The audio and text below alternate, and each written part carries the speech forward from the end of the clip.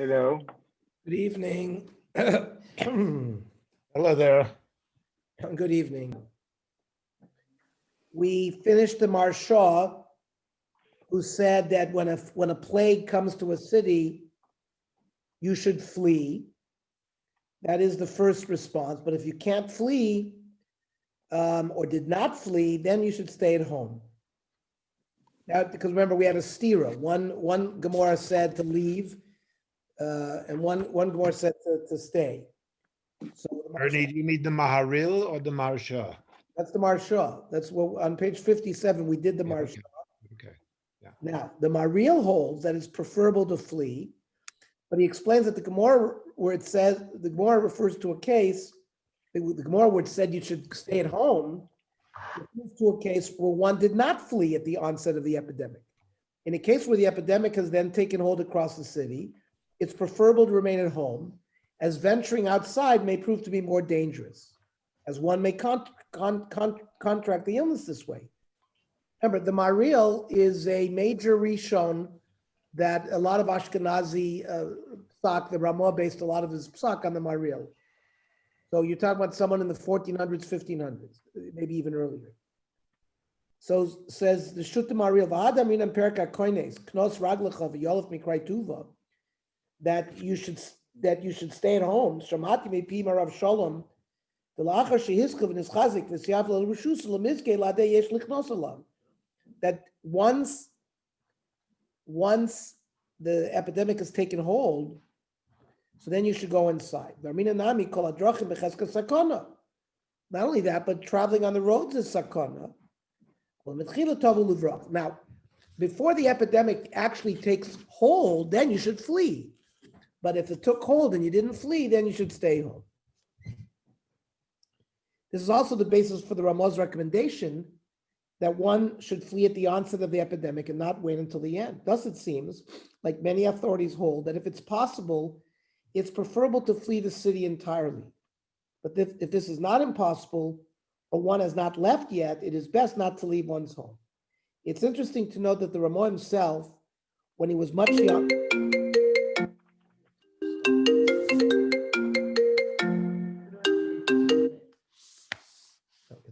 somebody's calling my iPhone. It looks like Yaakov, or it looks like somebody. Maybe you could get my phone. They're going to call again. It's going to interrupt this thing because the phone calls and go into the computer. The Ramah, when he was younger, fled his hometown of Krakow during the spread of an epidemic there to take refuge in a small town in the Polish countryside. The Ramah mentions this in his introduction to his commentary on Megillas Esther, known as Mechir Yayin. He wrote this to his father in place of Mishloach Manot because he lacked the resources to send food or organize a Purim Suda. So, Ani Moshe ben Kavod Abba Mori Aparnes V'Manig Yisrael Shlita Hanikra Moshe Isserlish Mikrakau Hayiti B'toch HaGolah. I was part of the exile Asher Nitgalinu Me'irenu when we left our city Bishnat Shin Yud Vav. So let's see, Taf Reish is 1840, Taf Kuf is 1740, Taf is 1640. So Shin Vav is 1540 plus 16 is 1556. That's Shin Yud Vav. That's when the Ramah lived in Krakow. Remember, the Rav Yosef Karo lived in Tzfat like 1470 to like 1510. And then the Ramah wrote the Mapah, his commentary on the Shulchan Aruch, about 50 years later. So that fits our dates. So they exiled in 1560, whatever I said, 1556, Machmas Ipush Ha'avir, foul air. Lo aleinu. V'aynu gorim ba'aretz lo lanu be'ir shidlov. We now live in a town that's not ours. Mokum asher ein te'ena v'gefen v'kimat ma'im ein lishtos. It looks like a very poor city. V'echanu l'kaimi me'apur b'mishta v'simcha l'asir yogan v'anocha. Amarti akuma v'smach b'mifali af chachamti amdali. So rather, since there's nothing to, I can't send you food, I'm going to send divrei Torah of natati libi la tov lidrosh kavanat amigila hanim shabbat over perush kol milah u'milah. But basically, we see from the Ramah's writing that he had to flee a city during an epidemic. The Kaf HaChaim, again, the Kaf HaChaim is a Sephardi posek in the 1800s, offers another reason as to why one should attempt to flee at the beginning of an epidemic and not wait until it has spread. What is that? Yeah, but we can't open it. It's a shear now. It says v'lo b'sofo, don't leave at the end. Ki az lo yichal livrach min ha'ir. Ki lo yitin lo makom menucha. Ki gam oavav re'av mineged nigo yamdu krovav yachiku. That means the loved ones, his friends will distance themselves from him. And nobody will want him to have him stay there. So that's why you should try to leave early on in an epidemic. What was that all about, Susan? Somebody's gonna come back to you tomorrow at 7. What is that? Who is that? Somebody who says he knows you very well. Okay. No, I'm sorry, we don't do that anymore. According to the Kaf HaChaim, if one waits too long, one may not be able to leave, since even his friends and relatives will be too fearful to take him in.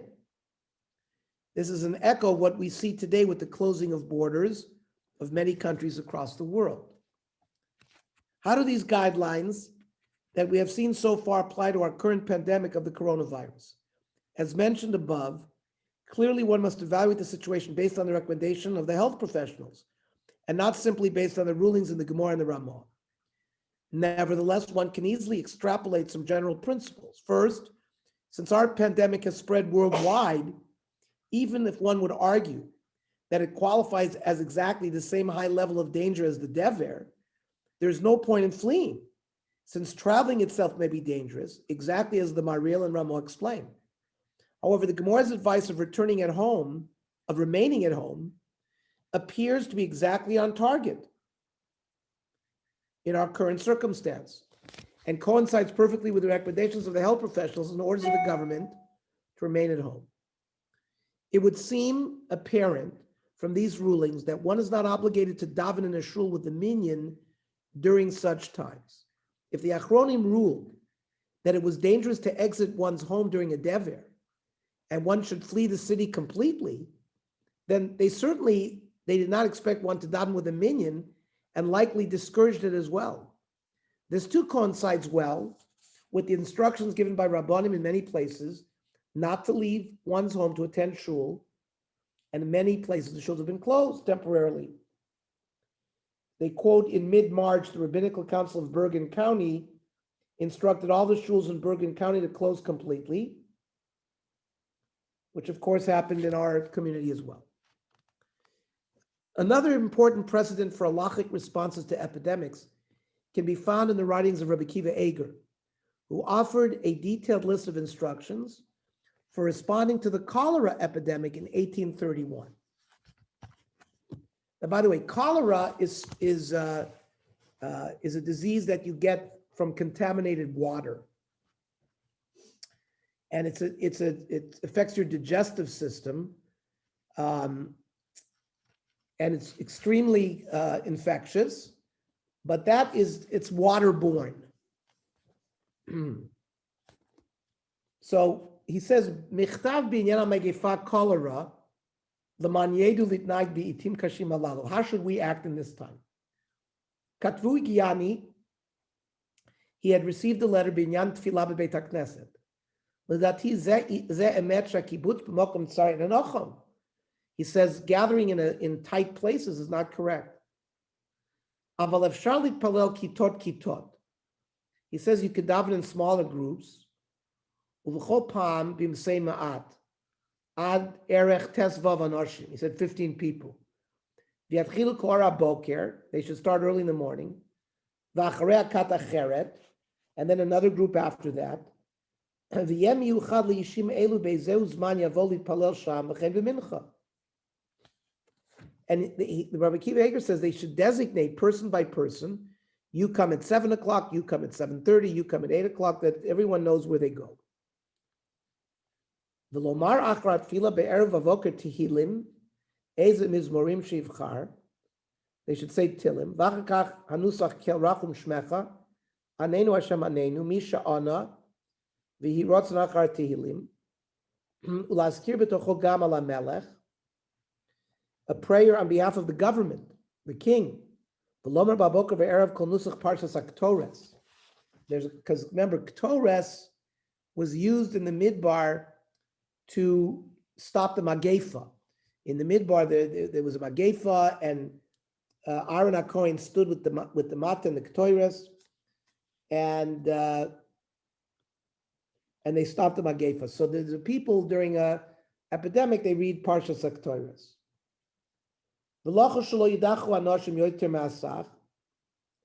Don't push to enter shul. Shomer mipolitzai. Lashgiach b'zeh shmacha sheyesh kvar k'vi hamispral yanichu lach lavor shlosha marachar sheyesh limuim. Rabbi Akiva Eger says we should have a policeman at the front of the shul, not preventing people from coming in more than the amount that he suggested. He advises shelo lidog ulahachil kol minei atzos. A person should not worry. He shouldn't be depressed. Shelo lelech balayla bavir ha'ir. You should not walk at night in the city, but you should walk in the afternoon. B'tzarayim kishachama zoyrachas. Tov l'tayel al pnei hasadeh lishov avir. He says you should walk in the meadows to take in the good air. Liftoach hachalonot baboker sheyavo avir b'chadarim. He says you should open up the windows so there's good air in the house. Adati edaktu shat. He says, my congregation, Asu kasher arati otam liyached levavam Hashem. He said they should do tshuva, they should look into their hearts, lepashpesh b'masim, letaken hamuvas litfochal pitchei Hashem b'tfilos v'tachanunim. They should try to correct themselves.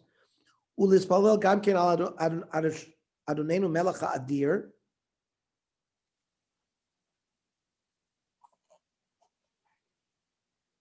That means the king. We should pray. He prayed for the king. I think he was in Czechoslovakia, Posen. Rabbi Akiva Eger was in Posen, was in Bohemia. So they had a king, probably Austro-Hungarian emperor, and also Yorim Hodu Valzaro, the Sarav of Vodovachon Shebedi Noso. They should pray for his children, for his officers, and for the people of the country. Ulaharbos Bitstoka Hamatzlesas Memisa. You see, it's very interesting. He's very concerned that the Jewish people show concern about the other citizens of the country. I think you can see that from his language. He says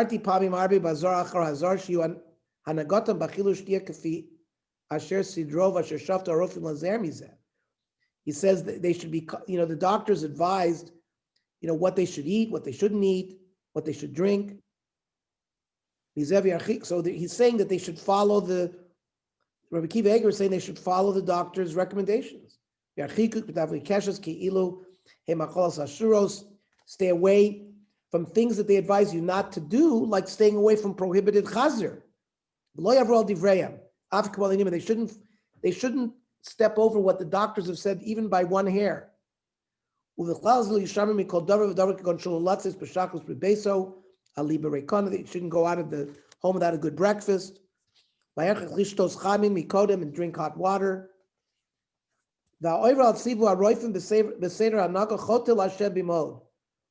He says whoever goes against the doctor's orders is sinning to Hashem. Like we've been learning about not eating, fish with meat.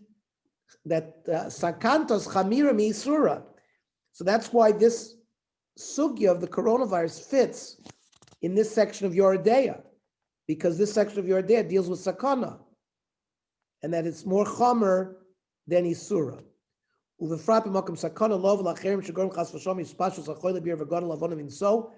And if you are involved in spreading this disease, lacherim, gadol avonom so, your sin is greater than you can bear. Very powerful words from 200 years ago, Rabbi Akiva Eiger. By the way, Ernie, in the same letter, if I'm not mistaken, before Rosh Hashanah, he told to split the shul to two groups and to make a lottery. One group will daven the Rosh Hashanah the 2 days, and the other group will daven Yom Kippur. Wow. This is in the same letter, I'm almost sure. And people were wondering why he didn't split the groups. The first day Rosh Hashanah, one group, and second day the other group. But he did it, the first group will be 2 days Rosh Hashanah, and the second group will be Yom Kippur. You know, David, both days have a status of Yom Adin. They're different, right? Right, Rosh Hashanah, we're Mamlich, but they both, it's Yimei Adin. So maybe that was the pshat. I think it's fantastic to read this letter in the original. It's just extremely powerful. I want to say something that maybe, David, you growing up, remember this, just to show who Rabbi Akiva Eiger was. There was a boy in Bnei Brak that was born, and he knew Kol HaTorah Kula, because the Malach teaches in the womb Kol HaTorah Kula. So there was a 2-year-old or a 3-year-old boy, you're talking about in the 1950s, that was going around and he was quoting Kol HaTorah Kula. They brought him into the Belzer. Rabbi Lebelz was passed away in 1957. So this young boy, apparently this young person is still alive, but they brought him into the Belzer Rebbe. He had Yechidus with him, and he came out and he had forgotten all the Torah. The Rebbe, he gave him a kiss or something, and he didn't know that anymore. So I once heard someone say, well, when he says that they knew Kol HaTorah Kula, what did it mean? I mean, what did he know? So he knew everything, of course, all Chazal, everything, and all the Rishonim and all the Achronim up until Rabbi Akiva Eiger. He knew Rabbi Akiva Eiger, but beyond Rabbi Akiva Eiger, he didn't know. So it just shows you that Rabbi Akiva Eiger, who was one of the major Achronim that we rely on, a lot of modern shilas, it's like he closed the era of what we call Kol HaTorah Kula. David, did you ever hear that story in Israel? I didn't know about Rabbi Akiva Eiger, but I heard about this child. Yeah, I heard that story. I heard that story. The question was, I guess people thought not the Torah Kula, but it was possibly a Gilgul, and that Gilgul from whatever it is from that period. Okay. So Rabbi Akiva Eiger enumerates medical instructions that were thought to be helpful in preventing cholera, such as eating habits, getting fresh air, together with forceful words stressing the importance of following the doctor's instructions. This should give us clear precedent of the significance given to medical instructions by great poskim, even if some of the details may not be relevant today. In addition, his religious suggestions of the types of tefillos to add or stress, given stuck and even davening for the government, and all of the citizens affected by the epidemic can and have certainly served as a precedent for our situation. Finally, Rabbi Akiva Eiger's suggestion of establishing minyanim limited to 15 people in order to limit the spread of germs, using police to enforce it if necessary, is also an important precedent for today in allowing changes to be made in the regular schedule of minyanim in shul. So we see that the Rabbanim today had people who to rely on. They didn't just come up with this out of the blue. Now the Tzurba takes a turn and asks the question, well, why should we be concerned about an epidemic? What if it is not one's time to die? Meaning, a number of the commentaries raise the question of why one must take protective measures at all during a time of an epidemic. After all, doesn't Hashem decree on Rosh Hashanah whether a person will live or die during the coming year? If one is destined to live, then it should not matter whether one places oneself in harm's way or engages in actions that could infect other people. If they are supposed to live, then Hashem will protect them. Now, Rav Shlomo ben Shimon Duran, known as the Rashbash, which was an earlier Rishon, wrote an important and lengthy tshuva on this subject that was referenced by the Pischei Tshuva here in our Siman in Yoredeya. Remember, the Pischei Tshuva wrote in the late 1800s. He was like the Mishnah Brura for Yoredeya. That means just like our Mishnah Brura and Orach Chaim gets us up to date up until his time. So the Pischei Tshuva did the same thing. So he explains that things are not so simple based on this Rashbash. She'elah. Hanisabi made dever mimakom lamakom im toy la'adam olo. He was asked, the halacha says you're supposed to flee the city. When a dever comes, well, does that work? Shim nichtav Rosh Hashanah lemisa ma to'ilu anisa. If Hashem already decreed on Rosh Hashanah that he was going to die, then maybe this is the mechanism of how he's going to die. And maybe fleeing there's no to'ela to that. And if he stays and he doesn't flee, but he was written in the book of life, then it's not a problem. So tshuva. Every person has a set amount of time that he's going to live. The Dovaz Katuv Batorah. It says, Et mispar yamecha amalei. I will fill the days of your life. Shanui ban vim, because it says, Inenu mosif al yamecha. That you have certain yamim, and Hashem says, I will add to those yamim. Mishulash biksuvim, hodieni Hashem kitzi. He wanted to know, please reveal to me my case. Uvediver Rabbeinu Zal, beperek ein bein hamuder, kivan shigeh kitzer shalodam hakom moishlim bo. It means once a person reaches the point, that he's going to die. So you see, Chazal also echoed these psukim that we quote in Tanakh, that a person has a certain amount of years to live. Al kenani omer lefi kotzer sichli. So the Rashbash says, so I would say, according to my thought, mishe'en biyado aveira mechayeves misa. If someone doesn't have a judgment on him due to an aveira of chiyuv misa, the kotzer yomim, me'akar nishar ala kates, or for example, kores, which shortens his days. So such a person, nishar ala kates hakotzer mispar yemei chayav. He will have whatever days were granted to him when Hashem granted him those days. He says, in Rosh Hashanah, we're not judged for Chaim v'Mavis. Aval nishar ala kates hakotzer uvetum kitzo yamus.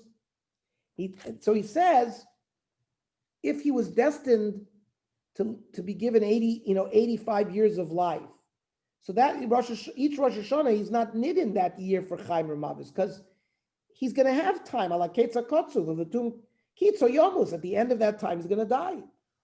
As long as imein lo mitzvah mechayeves arichas yoma. Maybe he'll have a mitzvah in his hand, like shiluach hakein or kibbud av, which might extend his life, right? Even beyond the days that he was given. V'zui misa b'lo chet, right? This is the case of dying without any sin. That person who was not judged on Rosh Hashanah for life or death, right? So there's, right? He writes, we're concerned if he's going to go off to war. So it says,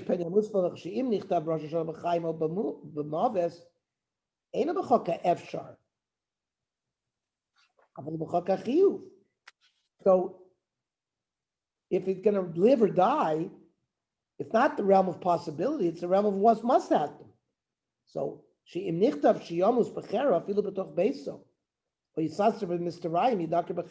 it was judged that he has to be killed through a sword. It's going to happen. But someone who is not judged that year to die because he's been given 85 years of life. He doesn't, there's no assessment of life and death for him. He has other issues. Nichnas li'inyan shar inyonei adam. Bonai, children, mezoini, parnasa, brius, health, v'choili, v'doimeim. V'asher lo nichnas biyom adin b'chaim u'v'maves. So this person that had not been judged on Rosh Hashanah for chaim u'maves, nishar b'choka efsher b'misas magefa.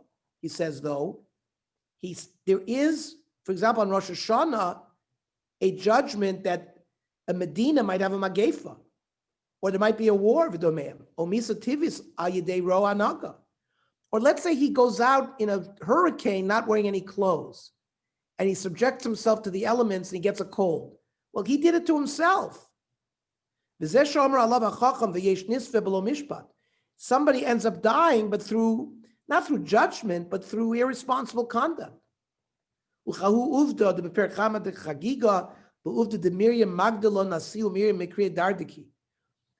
was a case of the Malach HaMavis killed one Miriam and not the other Miriam. Let's say on Rosh Hashanah you were not given a judgment for health, but rather for sickness. In Pasha Ba'atzman, and certainly if they were negligent on their own, Yavoli de Choli. Right? Chazal say you should not put yourself in a makam sakana. So all those things can override, what's been declared. On Rosh Hashanah we say, Ezol acherev, valamdinos boye yomer. It says in the Machzor, and countries are declared, to have a magefa or cherev. Kinabrina valamdinos boye yomer ezol acherev ezol shalom. V'yesh yichidim shev shalom nichtavu lo becher v'lo magefa lefishlai salem aver mechayeves. But maybe there were single people in that country that were not chayev cherev or magefa because they didn't have any avera. Lefichach. So if such a person lives in the city and runs away, he'll save himself. But if not, he might suffer death from the fact that that country was declared to have cherev or some other problem. So that remains a possibility for him. And therefore, if he treats himself carefully, he could protect himself. That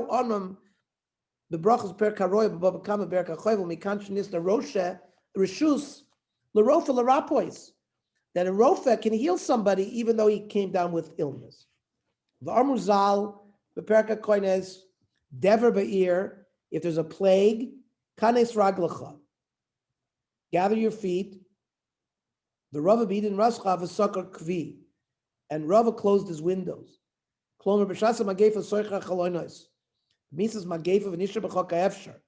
So it remains a possibility that if you didn't do something to protect yourself, you could be possibly affected by the dever.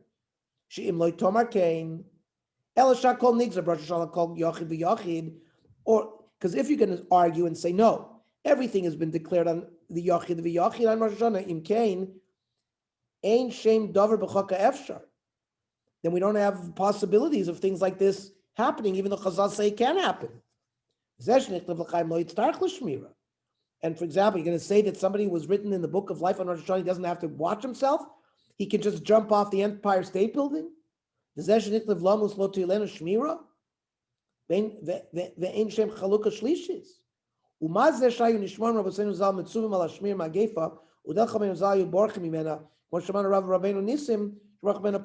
clear that it has the fact that what happened on Rosh Hashanah Yom Kippur doesn't have effect on this. You should run you should follow Chazal to run if it has to happen. Rabbeinu Bechai is quoted by Rabbi Kiva Eger in his comments here in Yoredeya, in our Simon, where he says,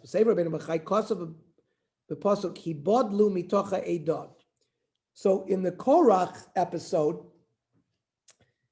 the Bnei Yisrael were told, leave this area.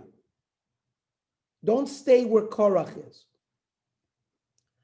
Umashi Yitzchak Lomer Hibadlu, that which they had to be told, HaKadosh Baruch Hu yesh b'yod l'am yislach yos, v'lo yatzarech hevdel etzlo.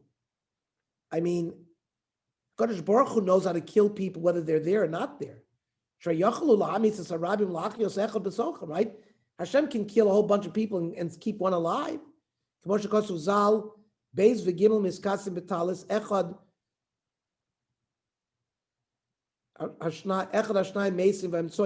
right? 3 people go to sleep under a blanket. 2 will die and 1 stay alive. Right? On one side, 1,000 can die and the other one won't.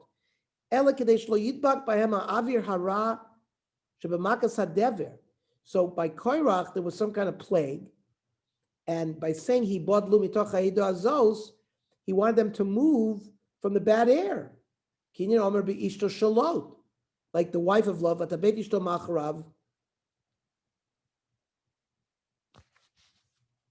Bachai suggesting that Lot's wife died when turning around, not due to divine punishment, rather based on natural causes related to imbibing the foul air that emanated from Sodom and the other destroyed cities. That's the way the Ramban learns over there.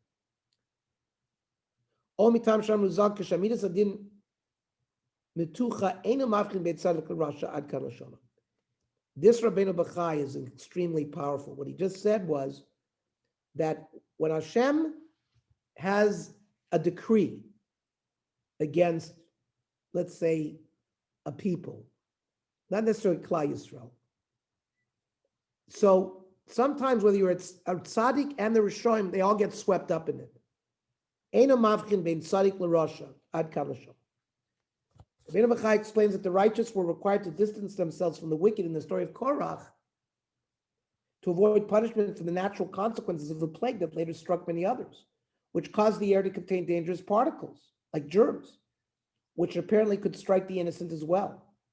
His second explanation, which focuses more on the spiritual aspect, is that once Hashem has allowed the Satan to punish, he does not necessarily distinguish between righteous and wicked, but will simply harm anyone in his path. I've certainly heard people talk about the Shoah that way, that for whatever reason the Satan was given a koach then, and tzaddikim and Rishonim were swept up with the same decree. The Gemara Baba Kama supports the second idea mentioned by Rabbeinu Bachai. According to the Gemara, the reason that the Jews were not allowed to leave their homes overnight while making the first Pesach Seder in Egypt was because otherwise the Mashchis, who was sent out to kill the Egyptian firstborn, might kill the Jewish ones too, should they be found outside of their homes, right? Which had the blood from the Korban Pesach protecting them. Says Baba Basra, Tani Rav Yosef, Ma'itich siv atem lo titzu ish mipesach pesu ad boker, kiven shenitim reshus l'mashkes eno mavkin mitzadikim l'shoim. The Gra quotes this Gemara and elaborates on the notion that even if one is not supposed to die yet, if one is in a situation or place of danger, one may be killed regardless.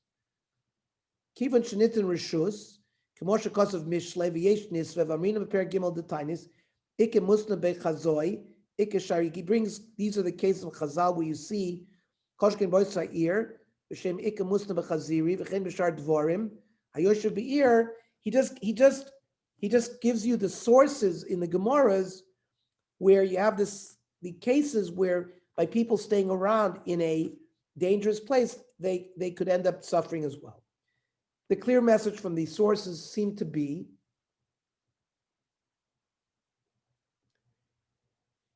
that one should not assume that proper precautions to avoid infection from a disease are unnecessary.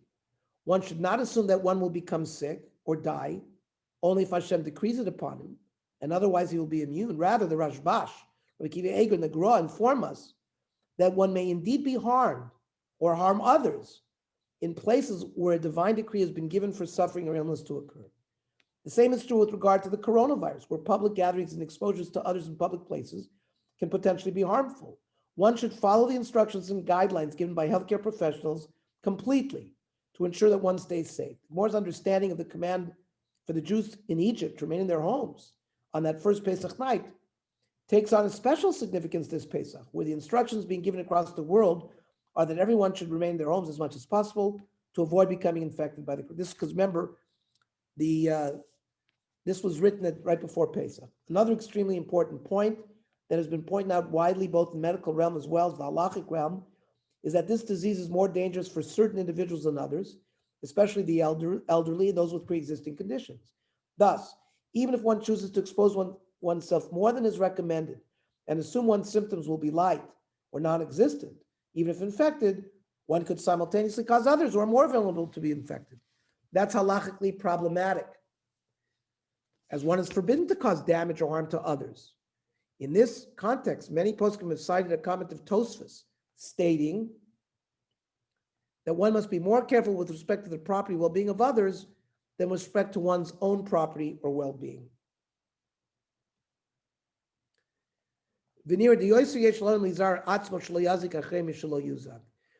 Based on this, we should attempt to minimize the risk to ourselves and others as much as possible, which is in the current situation means limiting one's exposures to other people outside of the house.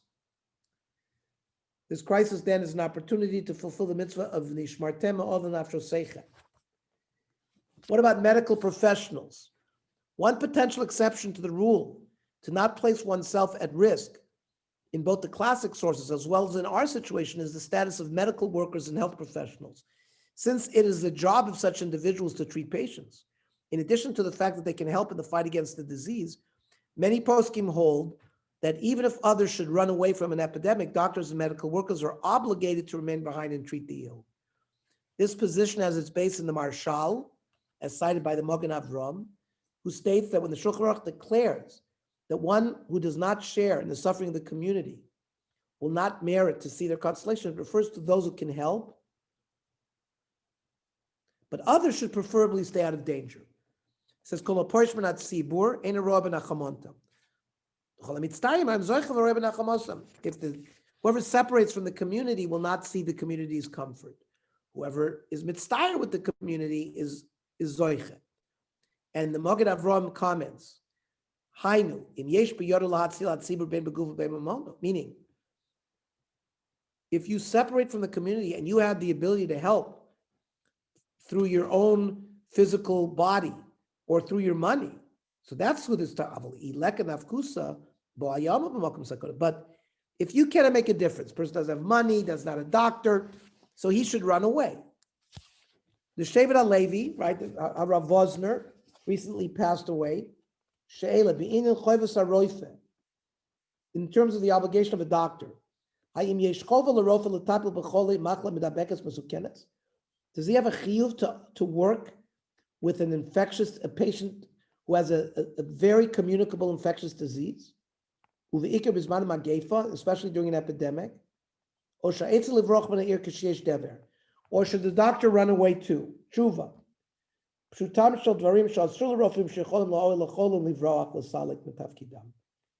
an isser for doctors to run away and to abandon their tafkid.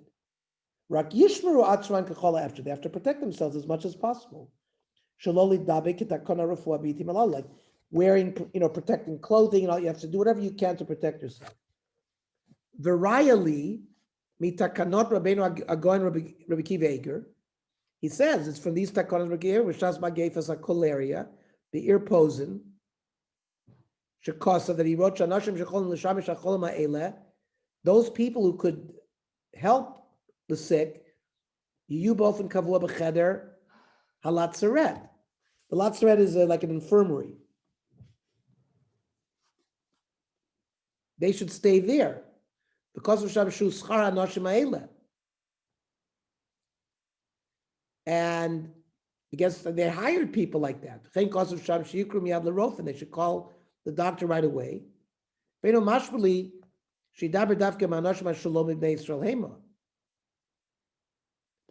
He wasn't just talking about non-Jewish people, he was referring to Jews as well. Says Shevet HaLevi.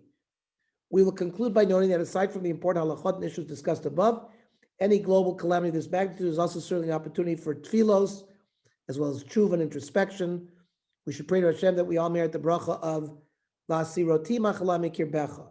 I will remove illness from your midst in the near future. And you can continue reading further Iyun. There's some other interesting articles there about this issue. We will continue, God willing, next week the law of kashrus of selected ingredients in non-food products, like the kashrus of medicine, toothpaste, honey, confectioner's glaze, wax fruits and vegetables, and the kashrus of gelatin. So very interesting kashrus continuation next week. Okay.